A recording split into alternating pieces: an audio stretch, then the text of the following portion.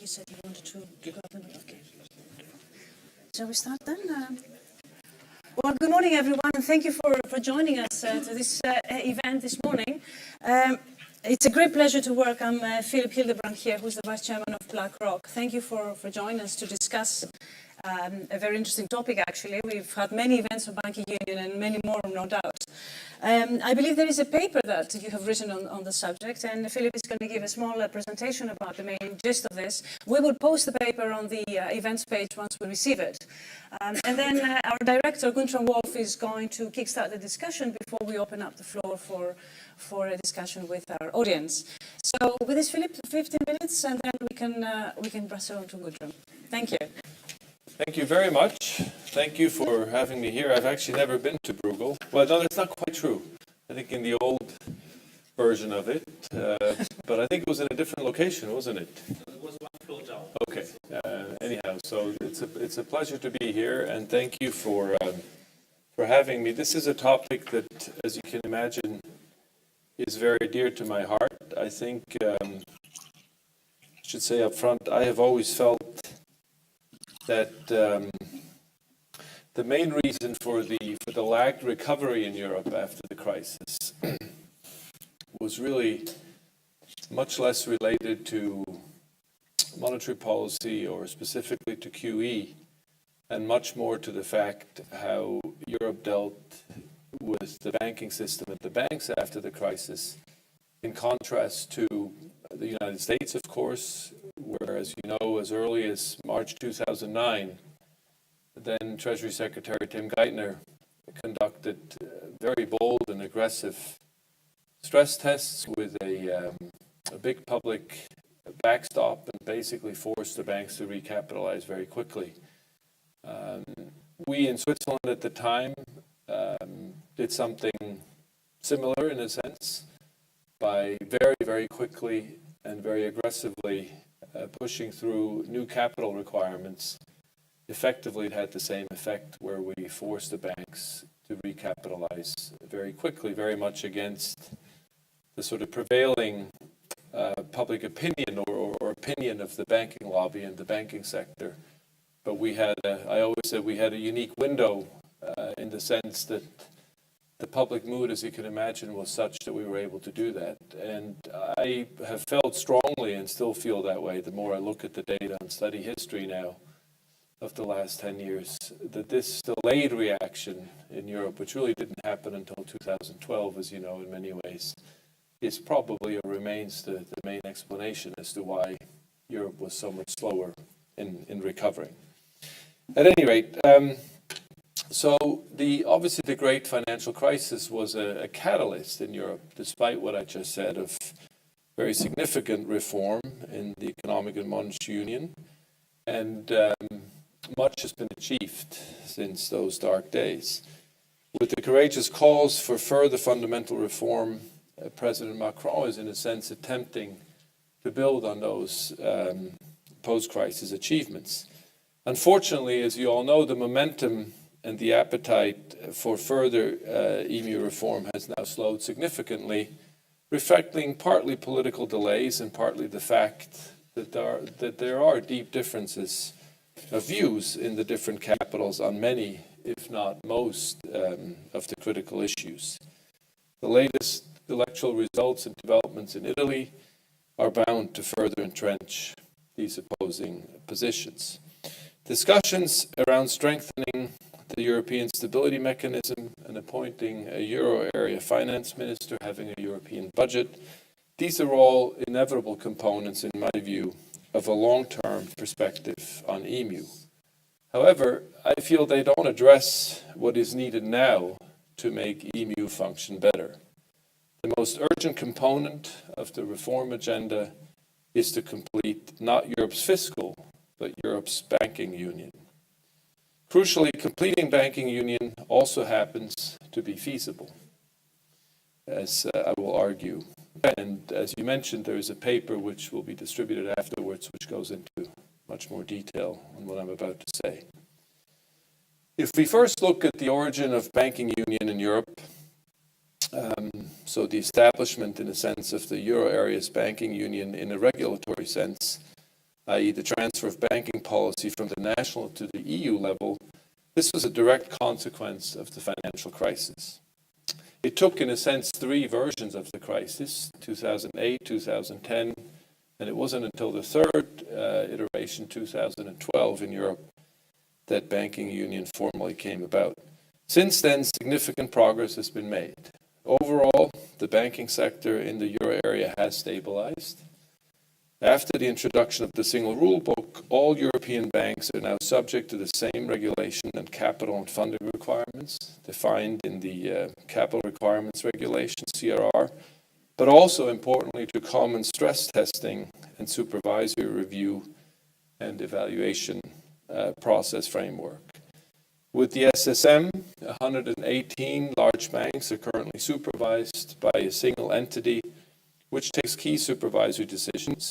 These banks are therefore subject to the same supervisory framework. At the same time, a common resolution framework and the Single Resolution Fund was established under the aegis of the Single Resolution Board. So far, for the good news. The bad news in Europe is the banking union is far from complete.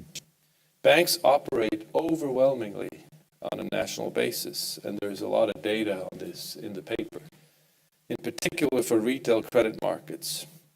In fact, and this might surprise some of you, contrary to what you might think or might expect, the fragmentation of euro area banking has not actually decreased, has not diminished since the formation of banking union. The incompleteness of banking union in Europe is not just a technical matter. It is crucially important for the long-term sustainability of the euro area. Because the banking union is not complete, the banking sector in the euro area does not act as a risk-sharing mechanism across borders via credit markets that could mitigate financial crises. In the public debate, the discussion of completing banking union has so far tended to revolve almost exclusively around the adoption of a common deposit insurance scheme and a common bank resolution fund. Not surprisingly, given that these effectively involve a common financing instrument, the politics of the discussion have been very challenging, to say the least. Germany and others object to such risk sharing unless significant risk reduction takes place first, in the form of a reduction of still large non-performing loan stocks and the reduction of large exposures to highly indebted sovereigns. Such a position, in my view, is entirely understandable. The ECB has cautiously taken a position in this debate. Notably, Mario Draghi supported demands to complete the euro area's banking union by setting up a stronger publicly funded backstop for failing banks in the form of a backstop to the Single Resolution Fund. ECB Vice President Constancio recently said that in the ECB's view, sufficient risk reduction has now been achieved to move ahead with the European Deposit Insurance Scheme. In fact, the ECB and the European Commission came forward with renewed calls for a fully fledged European Deposit Insurance Scheme. It is worth noting that while the statement of Mario Draghi acknowledges, in particular, the benefits of cross-border integration, both policymakers focus mostly on the public risk-sharing piece of it. So there are different and contrary views, and it seems to me that the debate is stuck. All you need to do is look at Bundesbank President Jens Weidmann's latest statements on the common deposit insurance, and you get a sense how far apart the positions lie. The euro area should be treated as a single jurisdiction for supervisory purposes, with all the benefits that entails in terms of capital and liquidity requirements. Since this would partly entail a change to the current regulatory regime in Europe, this can obviously not be achieved by the ECB alone, but also has a political component. In other words, it would have to be agreed by the European Parliament and the Council. In particular, regulation and supervision should allow a free flow of capital and liquidity. between euro area subsidiaries or branches of the same bank group.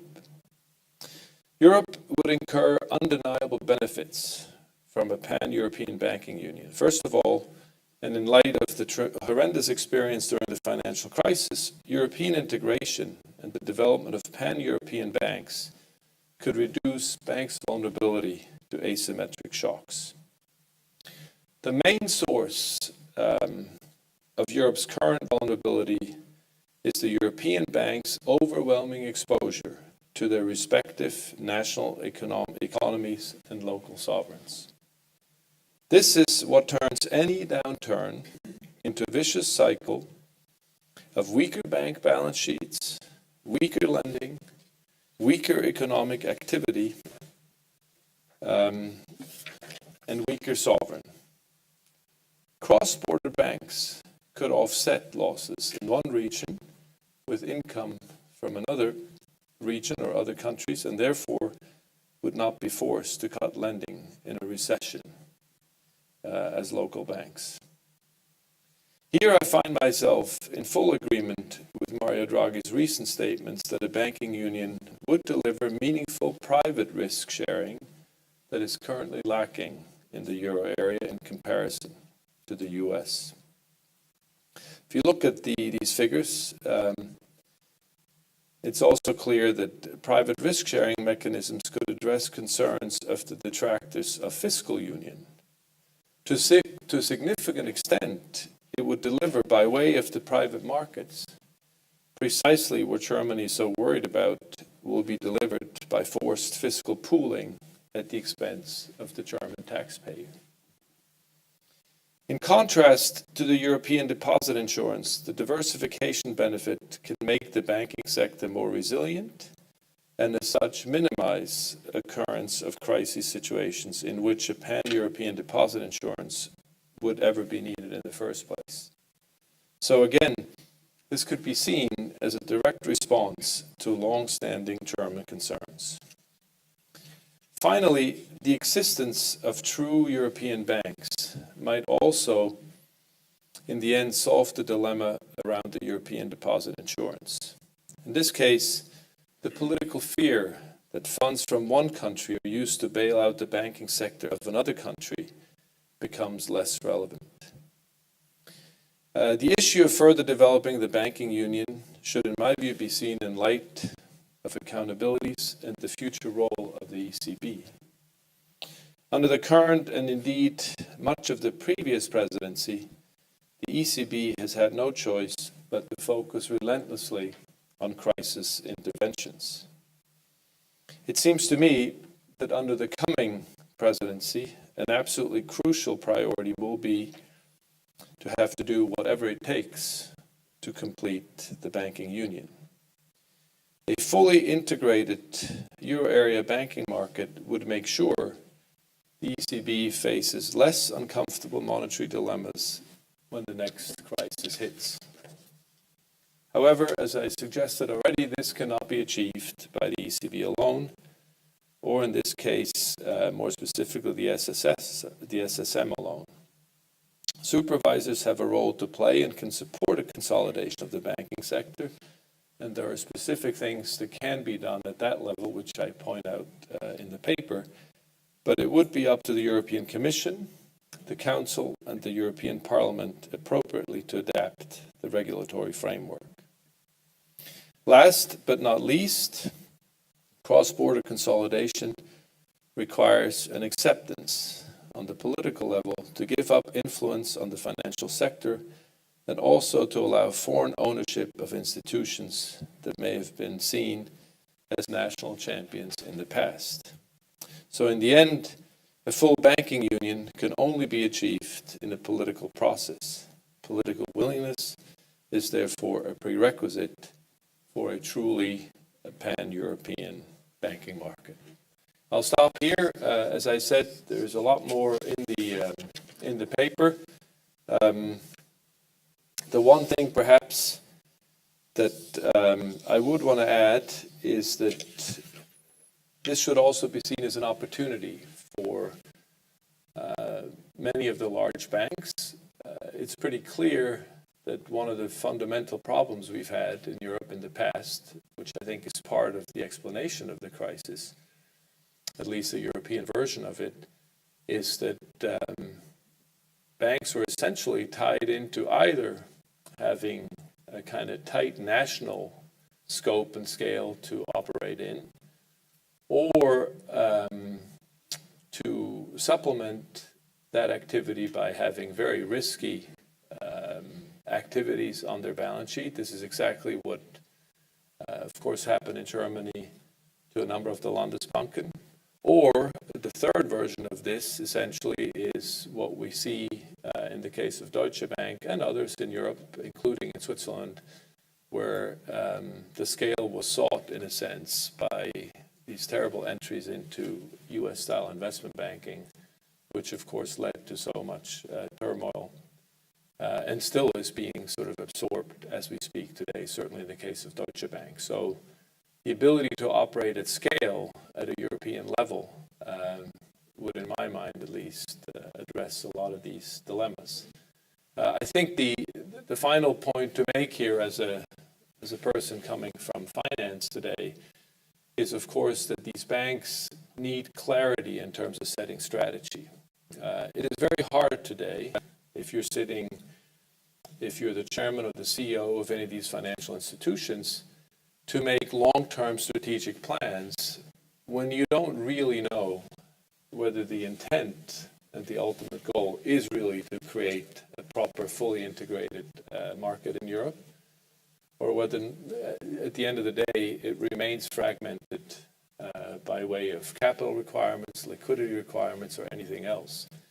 So we also have to be, I think, very mindful of the fact that it's not appropriate to kind of demand this push coming entirely from the private sector when ultimately the regulatory, supervisory, and political framework is not clarified up front.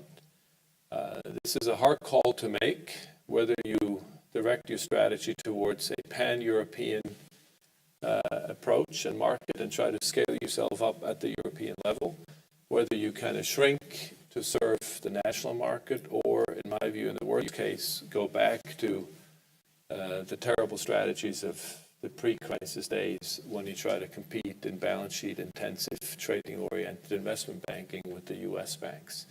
So I think the banks here require clarity in their defense, in a way, in terms of setting the appropriate long-term strategy and making the needed investments in that sense. So I'll end here and look forward to the discussion. Thank you very much. Thank you very much, sir. You touched on a number of very on very different issues. Some of them are perhaps easier to think about, others are a little bit more difficult. In particular, I think the main challenge that I take from the comments you made, is that the European banks have a very national scope. And how do we go about reducing that in a way that serves the risk-sharing argument that we all try to establish? Guntram, what are your first thoughts on this? Well, thank you, Maria, and thank you, Philip, for the great presentation. Now, I do have a PowerPoint where I sketch a few thoughts on the topic, but since I didn't have the speech before, let me perhaps react first to a few points that Philip made, and then move to my presentation. So I guess the first point I want to make in reaction is that I certainly share the view that Europe's growth performance in the last 5 or 8 years has been so miserable to a significant extent because of the way we dealt with our banks and the fact that we've been slow in cleaning up the banking system in different countries to different extent, but basically we have been relatively slow. Now, whether it's the main reason for the slow recovery and the double dip in 2011-12, I think is certainly up to debate, but it certainly is an important factor. I would certainly also want to mention that 2011-12, we had a number of significant macroeconomic decisions that went in the wrong direction, and that certainly had a major impact on growth and the recovery, that I wouldn't want to push under the carpet. So I certainly agree on the banks, but macro factors also played a significant role. Now, the second point I wanted to make is that I think your main point that we need cross-border banking, I think is a point that I share for a long time. With my colleague André, we had a paper at the informal ECOFIN in 2013 where we said, well, the neglected side of banking union, that was the title of the paper, and it was essentially about cross-border mergers and the need for banking systems and capital markets to integrate cross-border. And a lot of our work in the last few years has been about papers that cover both aspects, the capital market side and the banking side of cross-border integration. And on the capital side, we just again had a paper at the informal ECOFIN in Sofia, where we discussed the need for the next step to move ahead on the next step on capital markets union, because there also, if you look at capital markets, here also you see a very, very significant fragmentation of the financial system across national borders, in the sense that equity markets are basically national. There's very little cross-border equity lending, equity ownership, which is of course absolutely necessary if you want to share risks through financial markets. You cannot do that without cross-border ownership. But also in terms of other financial instruments, the cross-border dimension is quite underdeveloped. Now, perhaps let me move to the presentation, and then I will conclude asking why that is the case, which is, I think, and Philip alluded to this, a difficult question of the interplay between politics and what financial market actors are doing. And I think it's basically the main reason why the financial system hasn't yet moved in that direction is related to politics.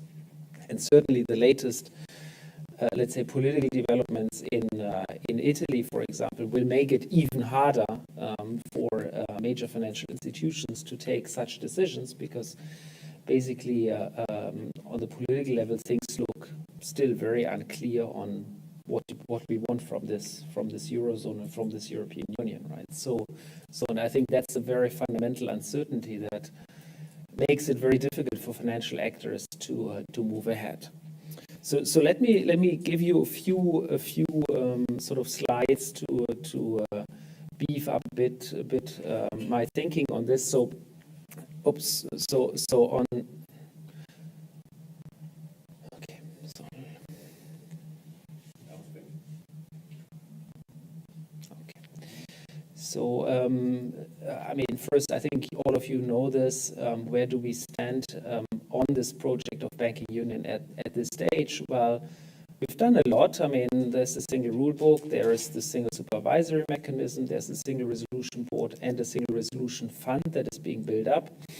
I think there, on the third point, we are all aware that even if the single resolution fund is fully built up, it's insufficient in size to deal with significant banking crisis. So there is a big question here on what kind of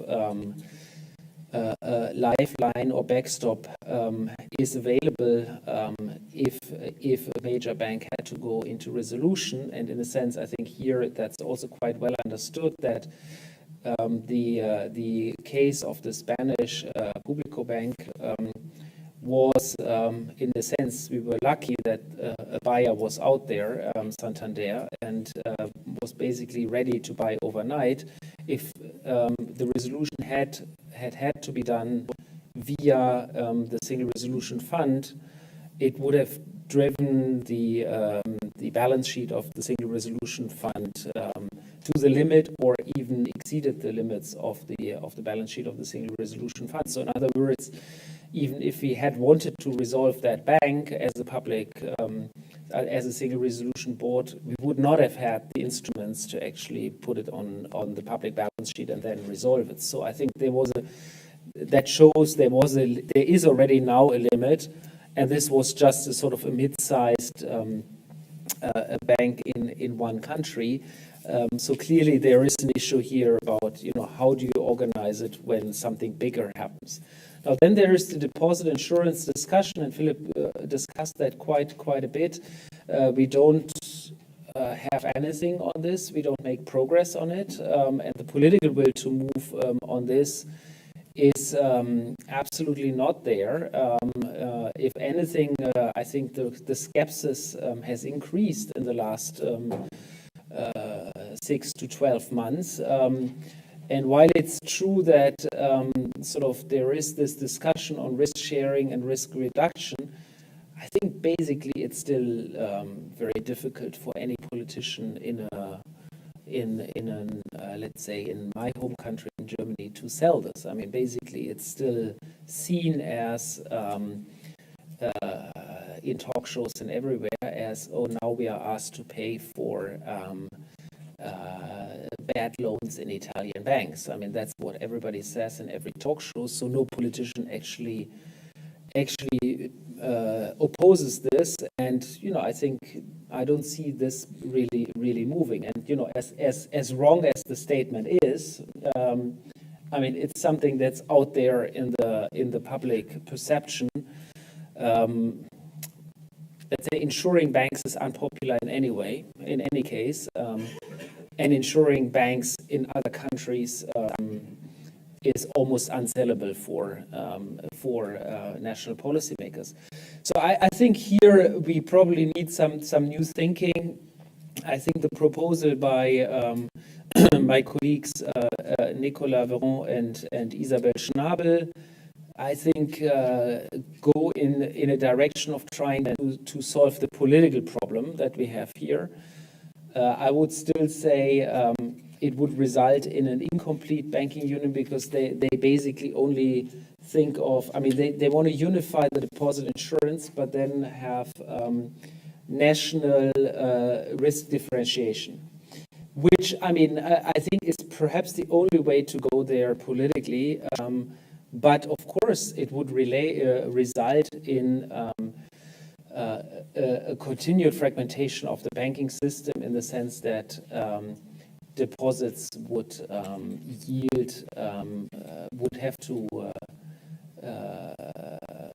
depositors would have to be asked different fees depending on country-specific risks, right? So the insurance would cost differently. I mean, the insurance would be the same everywhere, but the cost for the insurance would be country dependent. Now, now then, let me just show you a few numbers on where we are on banking integration. That is the work that, and I had recently on our blog, but there was the 2013 paper to the informal ECOFIN was a previous exercise where we did this. And what we study here is we study to what extent euro area banks are acquired by other banks, so mergers and acquisitions, depending on the regional location of the other bank. And so the light blue, the biggest one, is basically a merger within the same country, right? So as you see, the predominant share of banking mergers and acquisitions is happening within countries. Cross-border is very rare. It's a minority.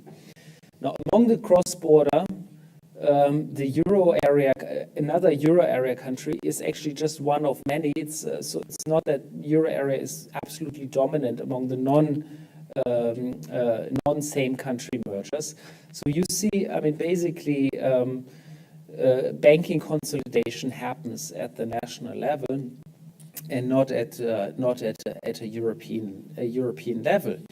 I think the second point that you see in this chart is that there's really no pattern visible on that banking union made a difference. I mean, so this is, I mean, we've seen before the crisis, take 2008, 7, 8, 9, 10, 11, 12. I mean, so in all of these years, it's always been predominantly national consolidations.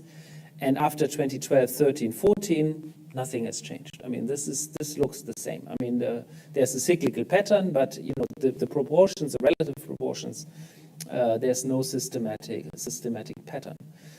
Now, then you can ask, well, what kind of mergers do we see? Do we see mergers and acquisition? Do we see banks taking controlling shares or minority shares?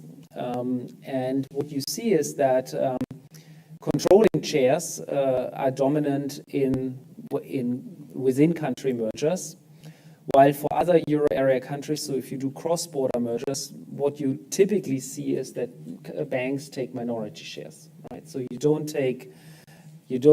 buy a bank in another country and take the majority share. You take a minority share. That's on average what you do. Now, has this pattern changed? Well, it actually has changed in the wrong direction. So this is pre-2012, and so look at the third column. You will see that the controlling share for cross-border mergers within the Eurozone was 43% of the cases. So in 43% of the cases, you take a controlling share of the cases of cross-border mergers. In 50-70%, you take a non-controlling share, a minority share. Now, you would think that thanks to banking union and more banking integration, the controlling share would increase, right? Because you're now more confident that you're basically in an integrated banking market, so you can more confidently go ahead and actually take control of a bank in another country. Well, it has gone down. We are at 38% now compared to 43%. Now, that may be not statistically significant. It's probably just one or two banks that we have in that sample. That make that difference. But still, I found it interesting that this hasn't moved in the right direction. Okay, so I think this is in terms of the numbers. Now then you can speculate. Well, perhaps things will change now. And you know, we are having big debates in the team whether this is just sort of at the beginning of seeing something else. Some people are very optimistic, say, you know, we have now basically introduced the structures and mechanisms that are necessary so that increasingly there will be cross-border bank mergers. We have the single supervision, which really is a powerful instrument. And we've been always saying that the SSM is actually a very powerful institution, but so far we haven't seen it, and so we don't know how this will go going forward. And that brings me, I guess, to the point that you mentioned very prominently, and that I think I would also echo is, there is this very big interaction between private risk sharing and public risk sharing, and I think there is a sort of a rhetoric that has become very strong that we want to do lots of private risk sharing because that will mean we need to do less public risk sharing cross-border in the monetary union, and that's very popular, and it's a nice way to sell capital markets union and banking union.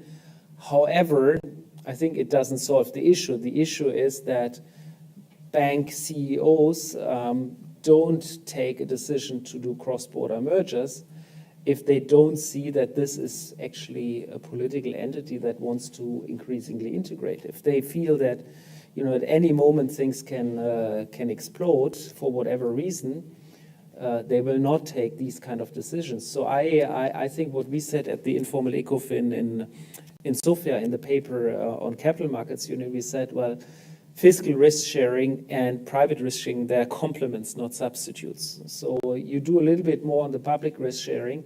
I think you will start convincing a lot of the people in the financial institutions that have to take decisions to actually also go ahead and do some cross-border mergers, cross-border risk sharing themselves. But I think in the absence of any willingness to move on the public, I think we will not, that's my hypothesis, we will not see so much on the private sector side. let me stop here. Thank you very much, Guntram. And I suppose, Philip, you would like to react to this. But if I may add to just the very last point that Guntram made on this complementarity between the public and the private risk sharing, there is also structural factors that are surely keeping banking union from advancing the direction that you would like to see. Banks remain very much the financiers of domestic governments. And, how do you change something like that? And indeed, how would banks decide to go elsewhere if there is tax systems and solvency systems that they don't understand? I mean, these things are very varied in the European Union and in the euro area. Can you really talk about increasing cross-border mergers without greater homogeneity in these structural types of issues? Yes, thank you. Well, look, I think the most important point here that really gets lost in my view in this whole discussion. Clearly, these two, the fiscal and the market approach, or as you said, the fiscal and the private risk sharing approach are at some level complementary, but there's something that distinguishes them, I think, in a very important way, namely that the fiscal discussion, whether it's the resolution fund or common deposit insurance, only comes into play once you have a crisis. Sure. And so you can't blame the Germans, in my view, for not wanting this today when you have potentially questions about Italian long-term membership of EMU, when you still have 5% of bad loans in Italy. I think that's a perfectly understandable point. What I'm proposing is something different.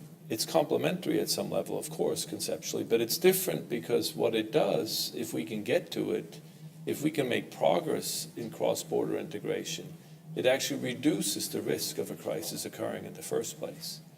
And so, one of the things I've learned as a central banker, it's much better to do things that reduce the risk of really bad things happening than having to step in and clean up once they happen. I know that was sort of Greenspan's philosophy, you just leave it alone and clean up when the thing bursts. But I think that has turned out not to be a very wise philosophy. And I find it's that part of the discussion that, in a sense, gets lost, right? That if we can forge ahead on this, it doesn't cost anything upfront fiscally. It's actually not necessary to do fiscal risk sharing in order to get private market integration moved forward. And what it does, because you diversify the banking sector, you break this terrible nexus between the banks and the sovereign, which has been has really been the root cause of the crisis events we've had.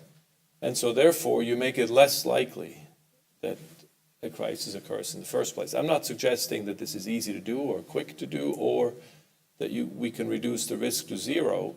So at some level we're still going to need those response mechanisms, sometime in the future, hopefully not anytime soon.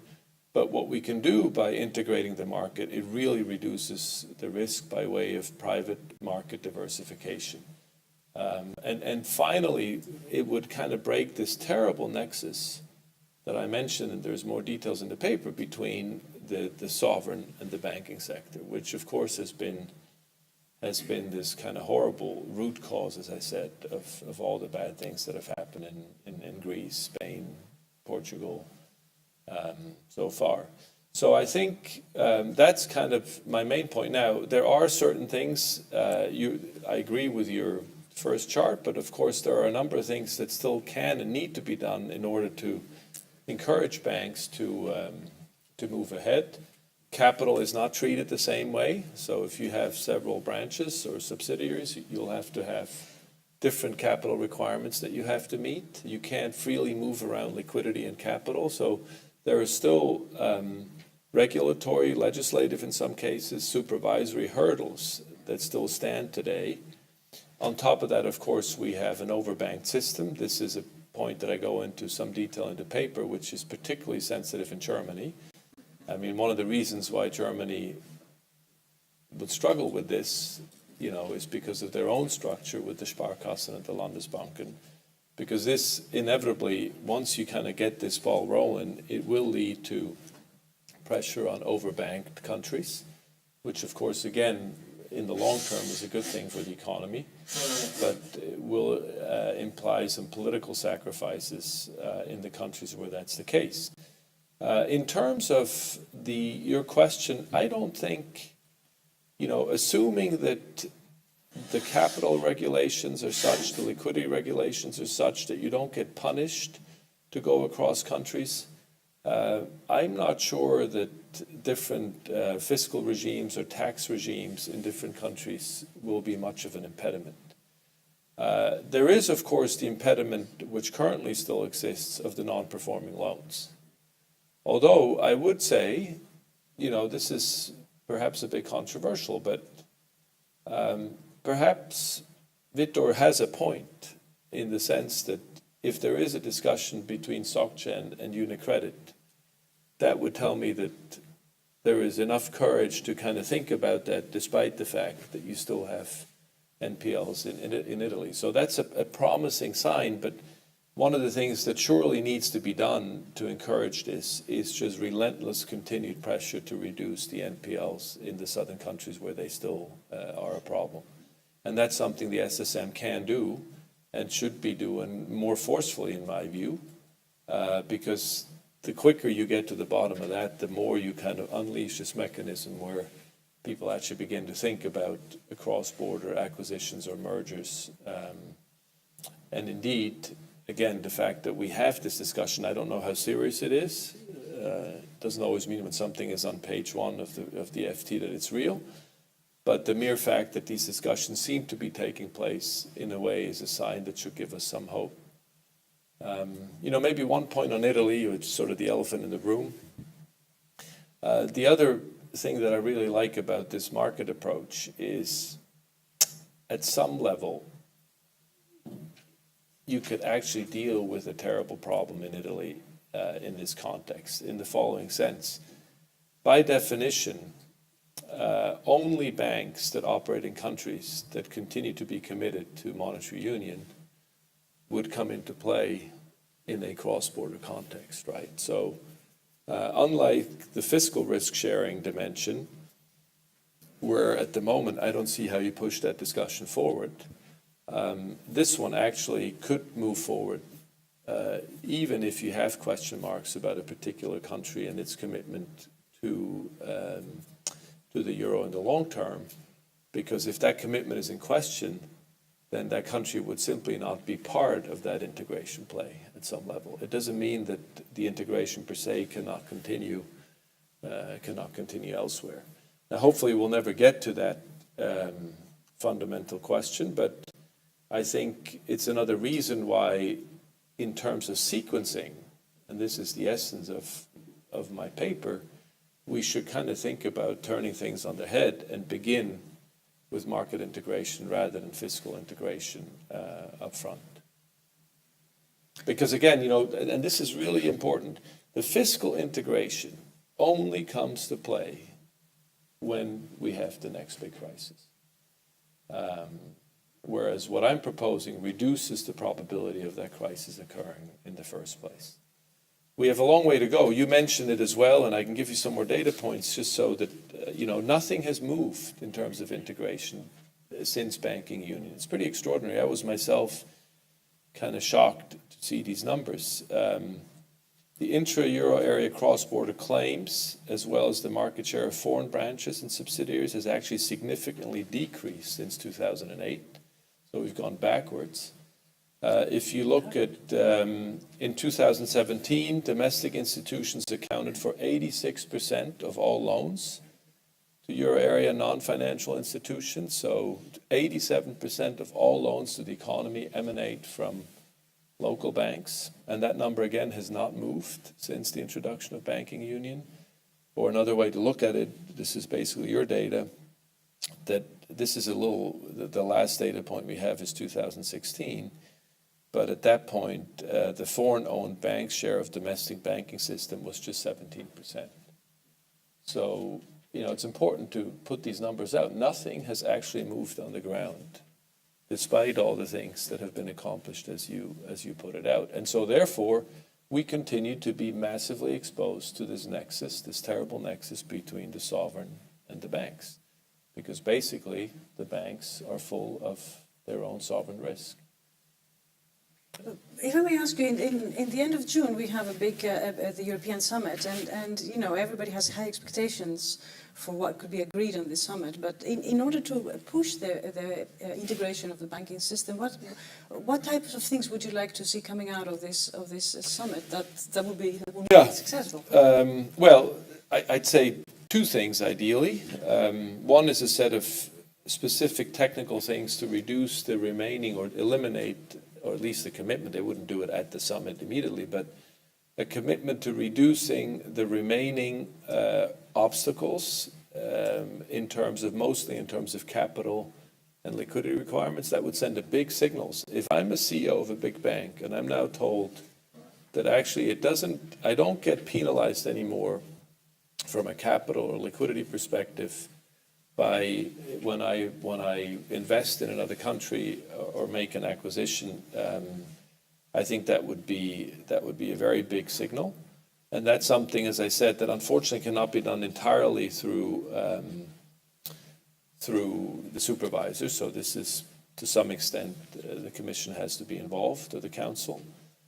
You could recognize the benefits from a pan-European diversification in Pillar 2 capital requirements. Again, it's a sort of same subset of the same story. These are quite technical issues, but they're very important. Right now, it costs me money as a banker if I want to make an acquisition in a different country.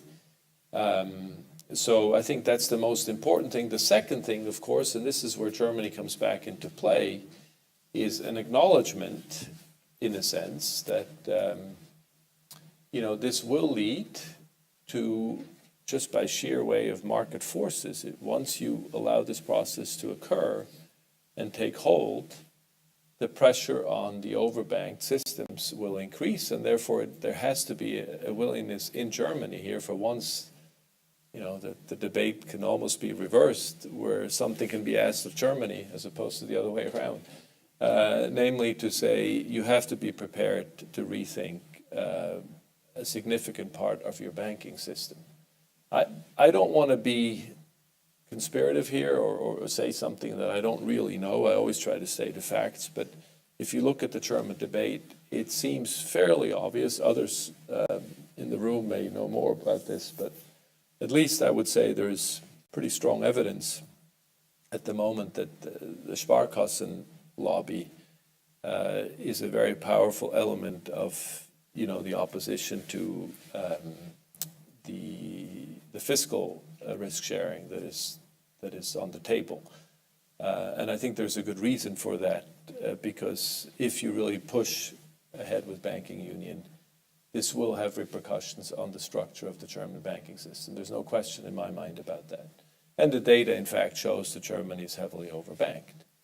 Now, the classic argument is that because these banks don't have the same profit motive, at some level it is cheaper for the consumer, and that is true. You're probably a client of a Sparkassen somewhere, but of course, as all of you know, from a macroeconomic perspective, there are costs associated to that which are not taken into account when you look at it simply sort of on one side of the balance sheet, as it were. So this is a difficult discussion, but from a sort of ordnungspolitische Sicht, this should be something that, if the Germans are disciplined, they should also take into account as a real problem. So those are some of the things so a signal from Germany that it's willing to kind of accept or at least think about the implications of its current historic structure of the banking system. And I must tell you, I'm not naive. When I proposed these things, I was recently at an event in Germany. The pushback was pretty hard, particularly as far as the implications for the Sparkassen system goes. The Landesbanken is probably less of an issue now. Much has already evolved there since the crisis. And then removing the specific regulatory, supervisory, and in some cases legislative hurdles that still exist, mostly around questions of capital and liquidity treatment when you go cross-border. Very concrete. So that's There's very more details in here. I don't want to bore you with the No, technicalities. we but can that's, certainly discuss this. Guntram, do you agree with that, or would you like to see something more coming out of the, when it comes to banking integration, to the from the June meeting? Well, I mean, for the June meeting, I certainly don't think it makes much sense to push the deposit insurance anymore, because I think that battle is lost at this stage at least. I do think there is quite a bit on to agree on the liquidity ring fencing and the equity ring fencing. I mean, I actually do share that concern, and I think there's lots of evidence out there that the supervisor and the regulator is still very much ring fencing across at the national level. And so I mean, that's basically incompatible with an integrated banking market. Now, I guess then the concern that I would raise, and I think that more broadly needs to be discussed, and where I think philosophies are very different, is about the point you mentioned at the end, which is what kind of banking system, what kind of banking structure do we think is the best for an economy, right? And so I think the empirical evidence would suggest it's actually good to have a diversified financial system where you have banks alongside with significantly developed capital markets. And I'm sort of thinking we should push it in that direction. But I don't think there is that much evidence, unfortunately, on what is the best model in terms of big versus small banks, right? And do we need more small? Do we need more big banks? I mean, big banks certainly come also with significant risks, systemic risks, that I think one has to keep in mind. And Switzerland, in a sense, is a country that has a lot of big banks, but then in the crisis, after the crisis, realized, oh my God, these are really huge, potentially contingent liabilities. So we really want them to be really, really well capitalized. And we are nowhere there in Europe. So perhaps one thing one should reflect on is if one pushes for a model where, and by the way, the problem with the small banks is it's not so trivial either, because the small banks, the Sparkassen, of course, they are also all very much integrated and dependent on each other, so they almost act like one big bank, right? So I mean, it's not that these things are risk-free for the public sector. But okay, I mean, so at least there's a little bit more, let's say, compartmentalized. But I do think we need a debate, of course, connected to this whole discussion is, as we want this European banking system to integrate more cross-border, we will see more bigger banks that are cross-border players and bigger in terms of balance sheet side. And are our capital requirements for these banks actually sufficient? Yes or no? And I think probably we need to be tougher and increase the capital share in these banks. So you're saying that actually it doesn't come without risk, banking integration? It's not entirely a sort of a one-way process. It brings risks with it. Yeah, I mean, look, the Swiss case is an interesting one here. It's true, of course, that we had, if you look at the data before the crisis, I used to show this chart around with colleagues in Basel and elsewhere, you probably remember it. We had, in 2007, the two big banks' balance sheets at the aggregate level were almost 10 times GDP, right? So we knew we had a problem. However, I will say this, the risks in the banks and what ultimately caused the near failure of UBS had nothing to do with traditional banking. This was all trading-based, investment banking, trying to copy the U.S. investment bank. So I think the size itself, of course, they were big too before the crisis in terms of the domestic loan book, but there was never a problem in that part of the balance sheet of the two big banks. The loan book never moved.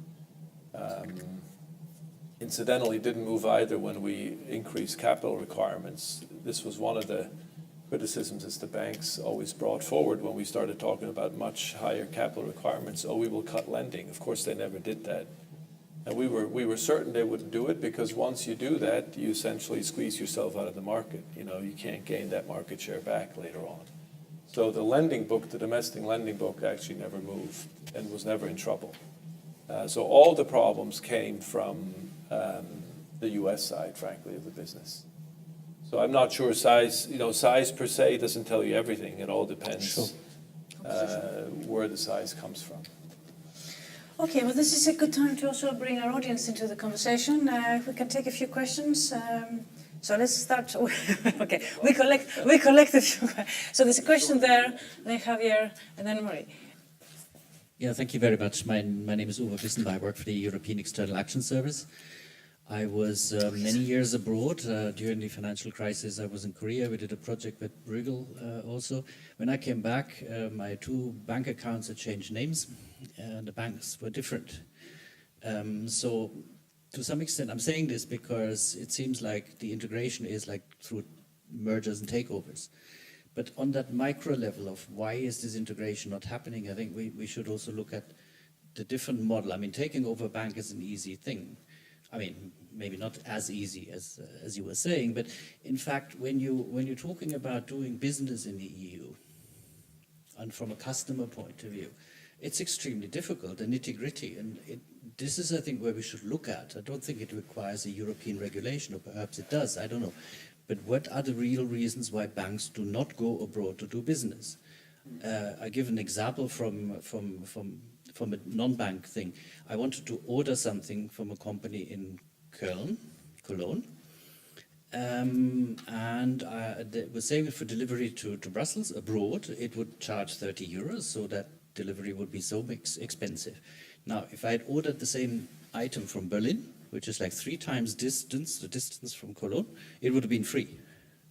So why in the European Union do we still have these kind of obstacles? And what kind of obstacles do we have specifically in banking? So for instance, can a German bank seize property in Belgium, for instance, if somebody doesn't pay the mortgage back and that sort of thing? And where do we have to dig here? Is it European regulators having to force companies or public authorities in different member states to change things, like we did with roaming, for instance, roaming charges, which is almost like, forcing kind of companies to dictating prices, like almost in a socialist economy. But there was no other way to actually make them work together and do business according to costs and customer demands. But so the old monopolies, the old structures, and so on seem to be dominating a lot of markets in Europe, and certainly the banking sector is no exception. Especially when you think about it, just a few years ago, making a transfer from one country to another was extremely difficult and costly. Now, thanks to the IBAN system, it's become cheaper, but still, there have been a lot of these kind of structures that have been taking place, and I'm not surprised they're not being broken up, because at that macro level, I don't think that's going to change at the micro level. Plus linguistic differences, of course. If I'm a customer and I want to do business with a German bank when I'm in Italy, how to do that?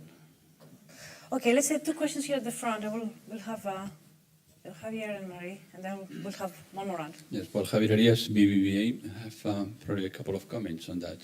First of all, well, it seems that the banking union, this is a desirable thing to be done before some date, would be the end of this year. Second is, I think that everyone agrees on that. Second is, what is the right balance between risk reduction and reserving? So someone has to put this bar at a given point, because still seems that, we are never ending this on this figure. So if we're going to move forward, probably we'll have to agree on how much. Second, that was raised the issue whether there is no the right incentives to cross-border mergers. Well, there is no the right incentives probably for banking to remain on our own, in the sense that if the cost of capital is much higher than the return on equity of the banking system, how sustainable it's going to be the banking industry. So that's one thing. In spite of whether the interest rates they are in a zero zone or negative zone, in spite of that, profitability of banks is extremely low. So and there are so many risks looming on cross-border mergers, whether this digital transformation, would that make sense to buy physical assets, that there are so many, hidden issues popping up on legal issues which might come up after a cross-border merger, even within a domestic merger as well.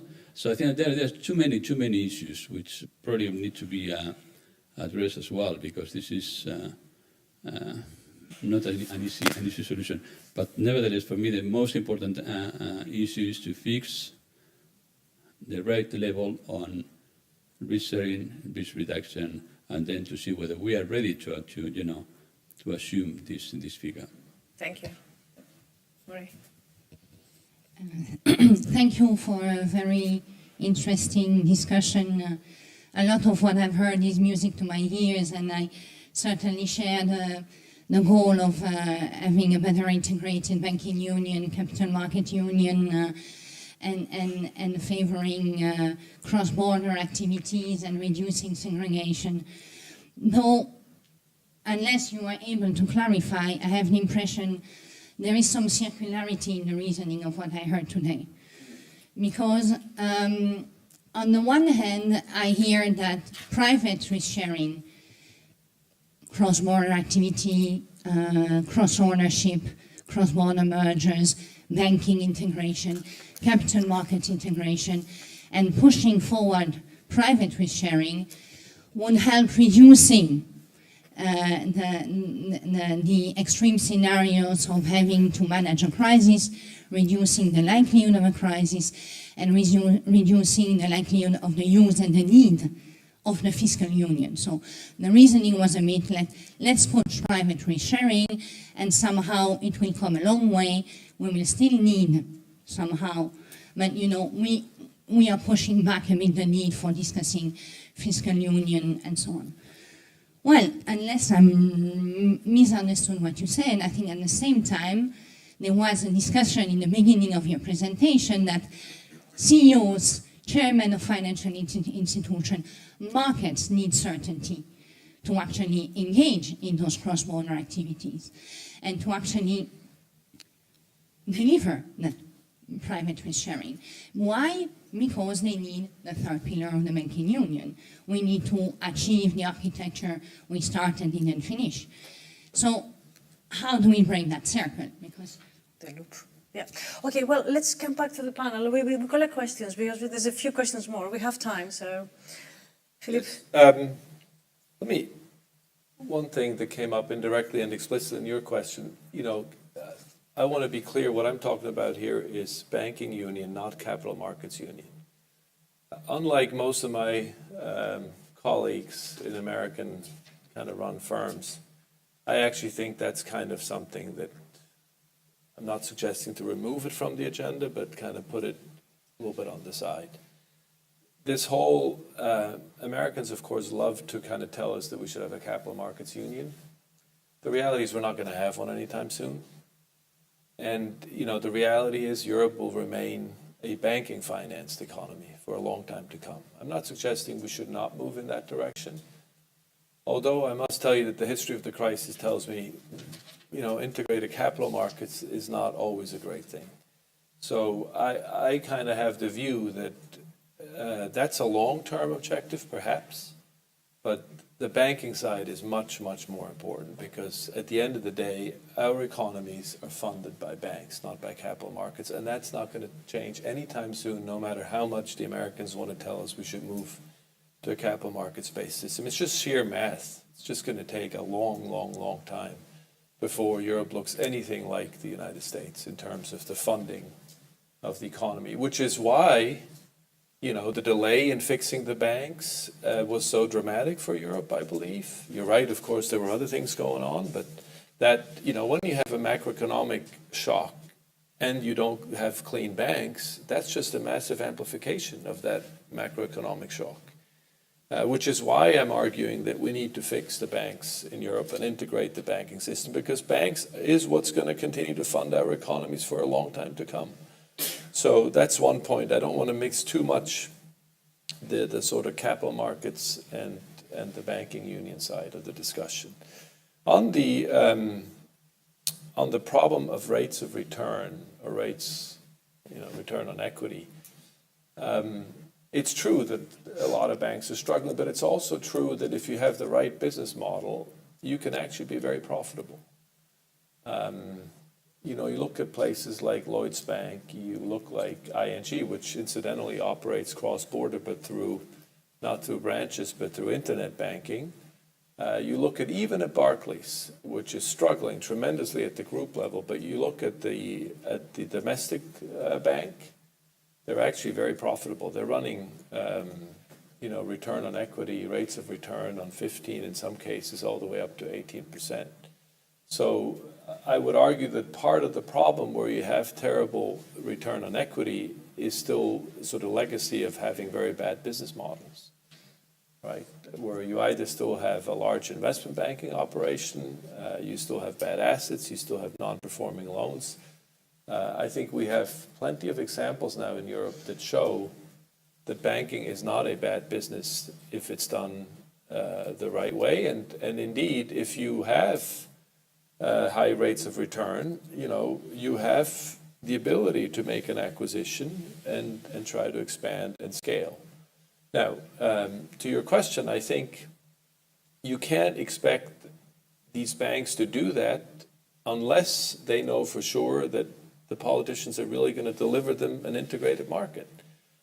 You know, they know that the tax system isn't going to be harmonized anytime soon, but that's okay. They can deal with that.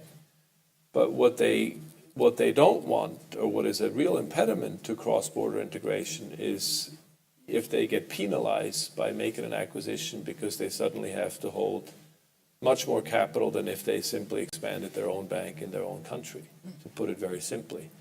So I think this is where, you know, I want to make this clear. I'm not suggesting that somehow banking union should be created in a dirigiste way by some kind of government intervention. All I'm saying is we need to create the conditions that then would allow the banks to make the right moves. Now, in some cases, public policy is very important. For instance, on being more aggressive on reducing non-performing loans, I think is an area where, you know, to some extent, quite a bit has happened, including in Italy, by the way. There's some examples in my paper. Italy has made progress on this and is in a number of cases forcing quite aggressively the reduction of these NPLs. Let's hope that will continue with the new government. But these are things you need to do in order to set the stage so that the private market can then begin to respond, as we've seen with this discussion between SocGen and UniCredit, which I think is a promising development. And maybe tells us that we don't need to be that pessimistic on it, because the fact that these discussions are taking place suggests that the non-performing loan, at least in the case of UniCredit, can't be that horrible. Otherwise, this discussion wouldn't be taking place in the first case. So I'm advocating market solutions, but you can't expect these to come about if the regulatory and legislative environment is such that you're penalized to do it. Gunther, do you have any? No? Okay, let's go then to the next you have a question here. Stefan, then Sebastiano. Questions here at the front. Let's collect 4 or 5 questions. So here at the front. My name is Bernadette Segol. I'm not coming from the banking or finance sector. My background is European Trade Union. So I don't understand everything you say, but... That's my fault. No, it's not. But I try to understand because, of course, we know that it was so dramatically horrible for people, the banking crisis that happened a few years ago. So what I understood for sure from your intervention, but also Gunther and, of course, others in other meetings, was that the difficulties in setting a banking union is in the end political.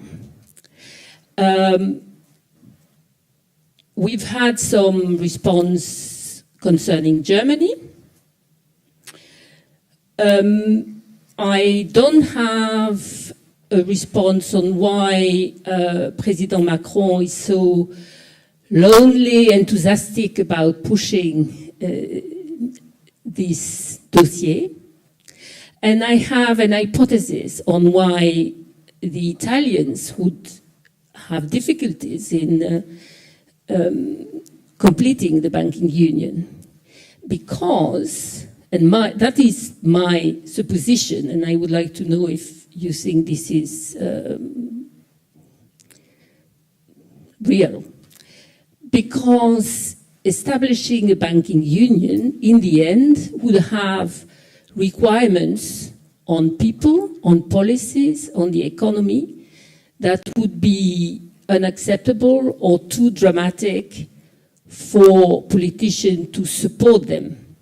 So the balance, in the end, for this banking union is, can you do it, or is it impossible to do it without the consequences on national economic policies that have consequences on the people? And I think it is for me, it's a very important question, because on the one hand, I understand the need for it. On the other hand, I know for sure that there can be social destabilization if these policies are imposed on people. So is my interpretation correct? And do you think that it would be better to do it slowly rather than pushing it against the people who are going to bear the brunt of the consequences? Let's go this way. Then the question there, and then we go to Stefan and here. David Clayton, Illinois State University. I'd like to quickly lay out a scenario for why I think deposit insurance might be a reality in the not too distant future. If we look at balance sheets, which are a historical record, a snapshot in time of past behavior under institution and policies that were put into place, we do see bad residuals of that, non-performing loans. We have made progress on that as we've changed the single rule book, the single supervisory mechanism, which will make going forward more commonality in the way that capital and liquidity requirements leave residual risk within the deposits part of the balance sheet. So I'm more optimistic that going forward, we could have an experience-rated insurance scheme, which was independent of location across the banking system. However, the union expands, which becomes less politicized over time. Okay, thank you, Stefan.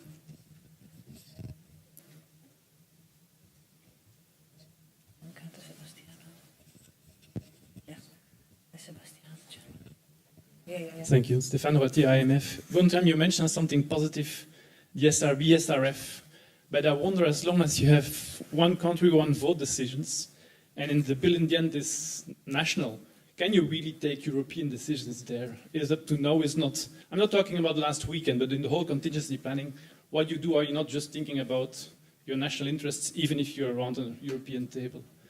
And another question is, you mentioned, you compared 2007, 2018.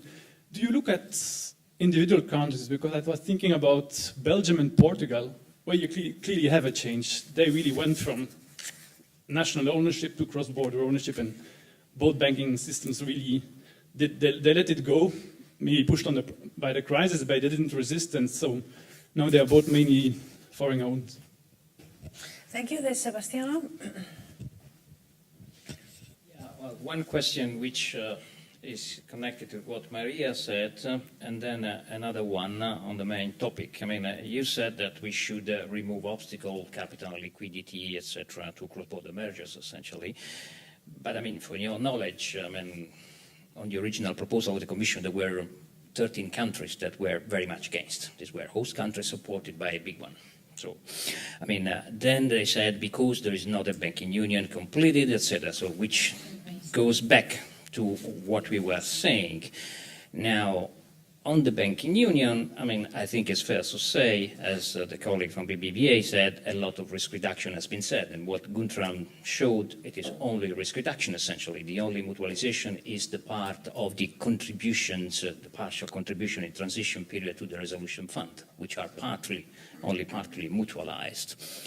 Therefore, the question is, then you said, well, but we should continue, of course, no discussion about that, reduction of NPLs. You mentioned Italy, it has decreased a lot, will decrease in 2 years, is projected to go to European average, etc. But the question is, do you think that what Guntram said in the political debate in Germany and other countries, we don't want to pay for deposits of banks of other countries that go bust because of this and that, no?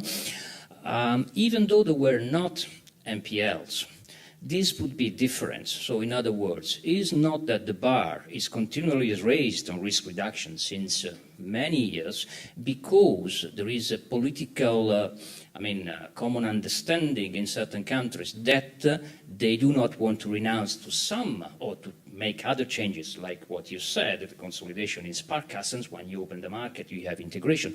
Or, another things regarding the EDIS in particular, is the IPSs, where it is well known that the two IPSs do not want, they are institutional protection schemes, no? The two category of banks in Germany, they do not want to pay contributions to the EDIS in any way, because otherwise they should, either they pay double, or they should renounce, if they had the European system, they should renounce to all the benefits that are granted in European legislation as being part of the IPSs, which are many.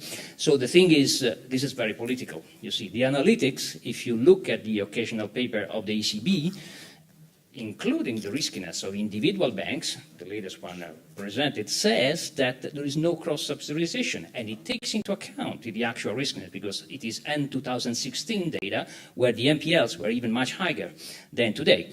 Therefore, I doubt that even if you had not any NPLs or any sovereign exposures, then this thing happens. So it is very ideological. As Guntram said, it is difficult to sell to the public, but this is the role of politicians. Thank you. Okay, thank you. A question here? Now, the framework you are proposing is very clear. Bankers, for profit motives, should look for banking integration if they were not stopped by different hurdles from the public side. So there is an underlying profit motive, but then there are political hurdles. My question is whether these political hurdles are the same in all couple of countries, or you can think that these political hurdles could be lower in some group of countries than in other group of countries. Now, you refer to Unicredit and Société Générale.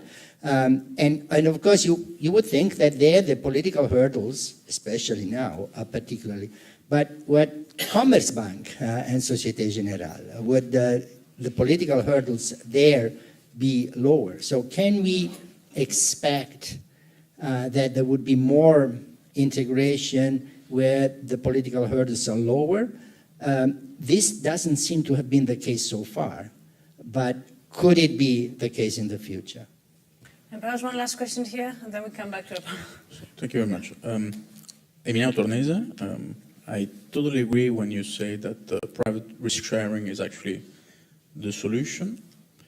And in a way, this is missing because, as you mentioned, CEOs do not have clarity on the legal framework, regulatory, and the political context. And this is partially due to the absence, let's call it, on the completion on the banking union.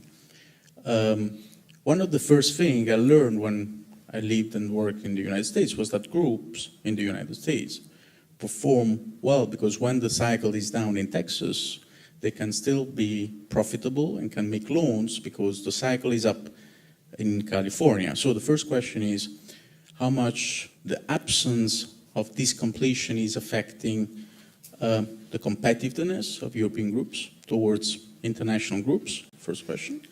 And second question is the level of homogeneity that is referred to in the debate indeed possible? Because actually, if we look at the US, groups are integrated to cope with these different levels of cycles, no? So the question is it possible to have this homogeneity of cycles within the euro area? Okay, thank you very much. There's a lot here, but we have a little... Yeah, tough question. So, you know, you have the prerogative to choose what you think you can answer. Okay, let me try to pick on a few.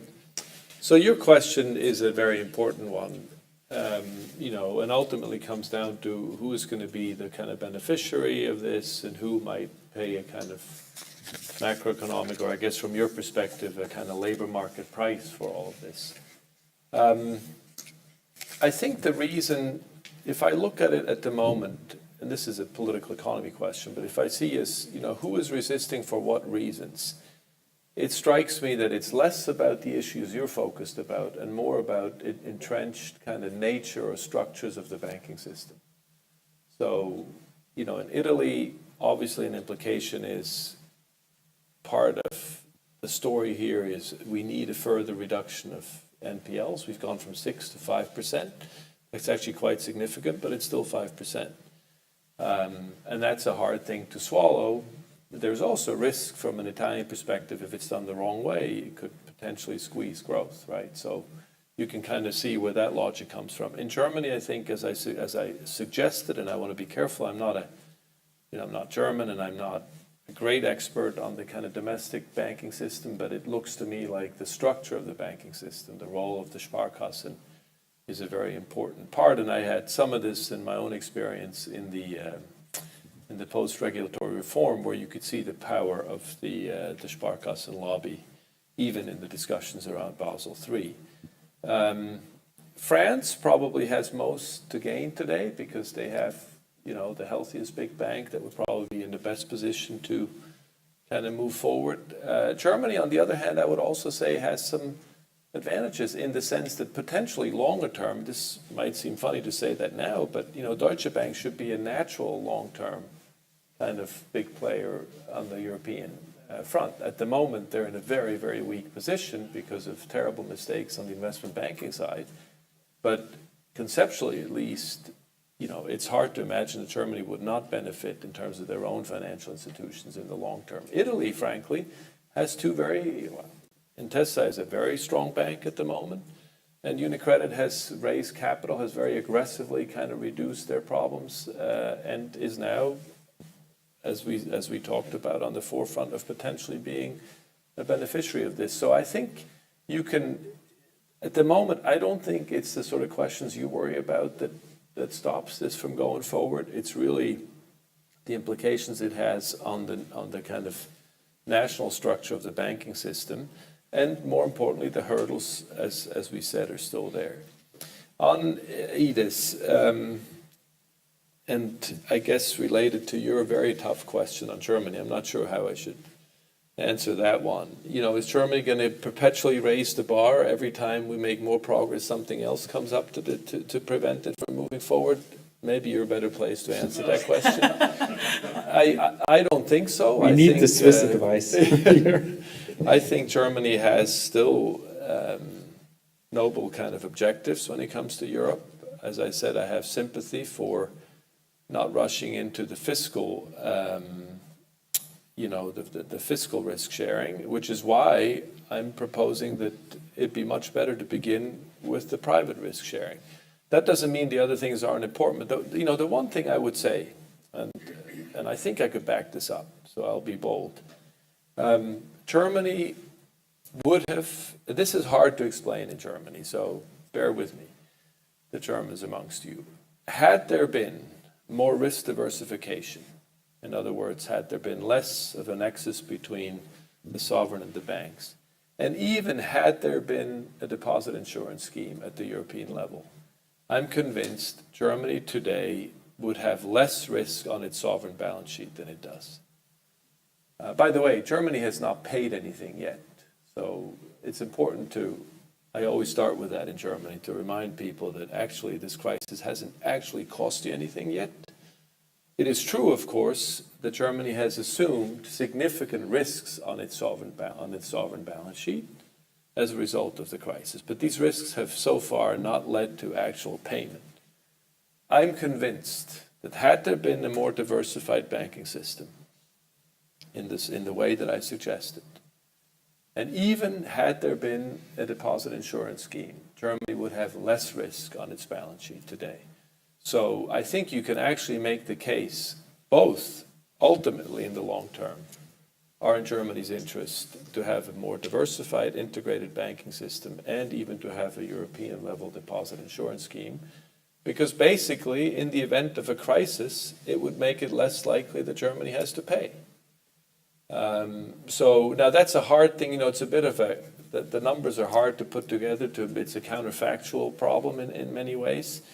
But I think ultimately Germany will understand this.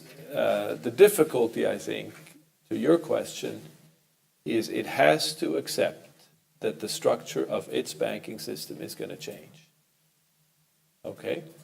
And I think there is no, we can't beat around the bush on this one.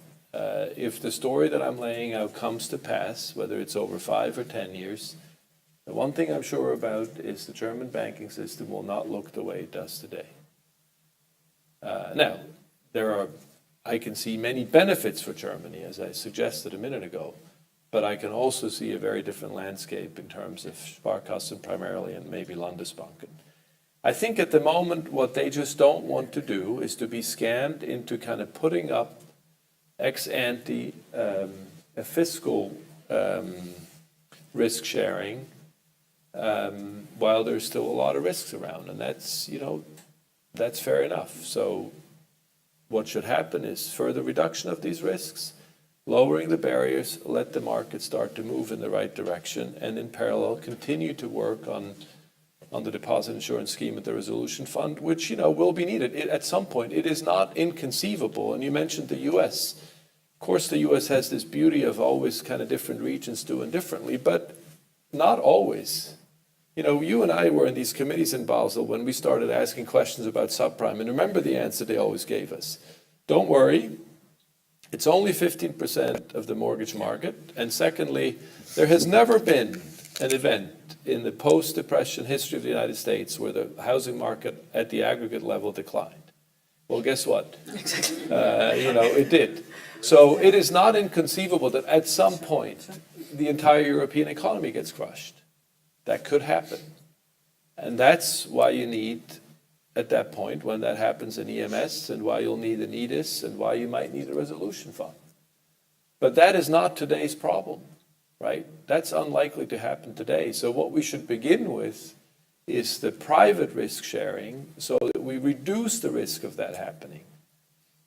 And I'm convinced, even if that happens one day and the whole economy gets hit the way the US did, if at that point, hopefully a long time from now, we have a more diversified, a more integrated banking system and a deposit insurance scheme, I would tell every German in this room and in Germany that the implications of that would be for Germany, you will have to take on less risk than you did during the Euro crisis in 2008, 10, and 12. That's a hard thing to get across to Germans, that ultimately this system would actually be in their interest because it would be less likely to occur, a big problem. And even if it did occur, because of the diversification, Germany would end up with less risk on its sovereign balance sheet. And that, I think, has to be the story that the other countries have to, not sort of hyperbolically, but with proper analysis. This is where you and other academics can play an important role to try to show that. So I don't want to join in a sort of sinister view of the Germans always moving the bar whenever others make progress. I think that would not be appropriate. They have legitimate concerns, but they also need to expect that the rest of Europe would expect them to accept changes in the structural nature of the banking system if this can move ahead. Perhaps on the last point, I can just add that we looked at fiscal costs of banking crisis and looked at whether they are correlated with the state of development of an economy.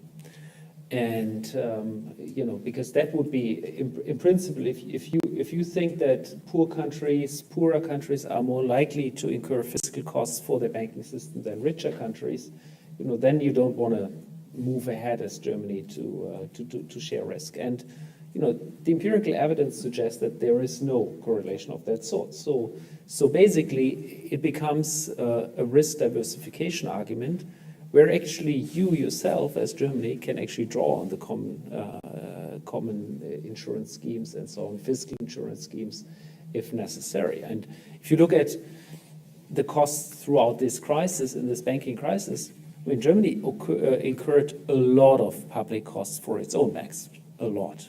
It was one of the highest in the Eurozone.